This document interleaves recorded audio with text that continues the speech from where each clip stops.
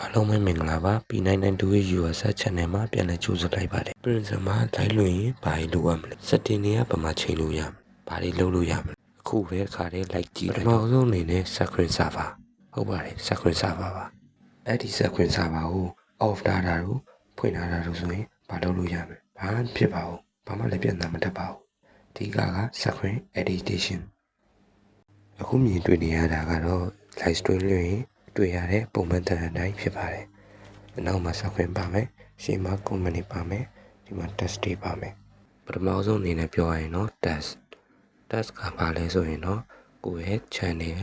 နာမည်ကိုထည့်လို့ရမယ်။ channel နာမည်ကိုထည့်ပြီးတော့ရေးထားလိုက်ပြီးတော့ YouTube ပုံစံလေးနဲ့လုပ်ထားလို့ရမယ်။ကို channel တဲ့နေရာကိုရွှေ့ထားလို့ရတယ်။အဲ့ဒါကကို live လွှင့်နေချိန်မှာအဲ့လိုမျိုးစက္ကန့်နဲ့အများပေါ်နေပါလိမ့်မယ်။ပြောင်းလဲလည်းအများကြီးလုပ်လို့ရပါသေးတယ်ဒီလိုလုပ်ထားခြင်းဟာကိုယ့်ရဲ့ channel ကို subscribe လုပ်ဖို့တော့ကိုမမေ့တော့ဘူးပေါ့နောက်တစ်ခုက chat ကတော့ဘယ်လိုမျိုးလဲ chat ကတော့ကိုယ့်ရဲ့ stream ကိုကြည့်နေတဲ့လူတွေက comment ပေးတဲ့စာတွေကိုကိုယ်က subscribe ကနေတစ်ဆင့်မြင်ရမှာဖြစ်ပါတယ်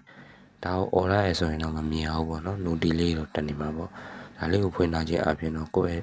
live stream မှာဘယ်သူတွေ comment ပေးလဲဆိုတော့သိရနောက်ထပ်ပြီးတော့ဘယ်လိုမျိုး function တွေပါသေးလဲဆိုတော့ဆက်ကြည့်လိုက်အောင်အပေါင်းခလုတ်လေးကိုနှိပ်ပြီးတော့အဲ့ဒါဆိုမှရှာကြည့်လိုက်ပါ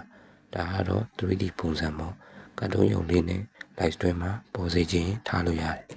ဒီမှာကြည့်လိုက်ပါ 3D ပုံစံလေးပေါ်လာပါလိမ့်မယ်ခဏဆောင်ပေးပါပေါ်လာပါပြီနောက်တဲ့ video တွေကြာရင်လည်းဒီ 3D character လေးတွေရဲ့ action တွေရဲ့ emotion တွေကိုကျွန်တော် setting ချိန်ကြီးတွေကိုတင်ပေးပါမယ် live stream လေးကျင်တဲ့ညီကိုတွေအနေနဲ့ Prince application ရဲ့အကြောင်းတွေသိကျင်နေဆိုရင်တော့ like and subscribe လေးနဲ့ follow လေးလုပ်ထားပြီးတော့စောင့်မျှော်နေပေးပါဦးစတိုက်လို့တင်ပေးပါမယ်ကျေးဇူးအများကြီးတင်ပါတယ်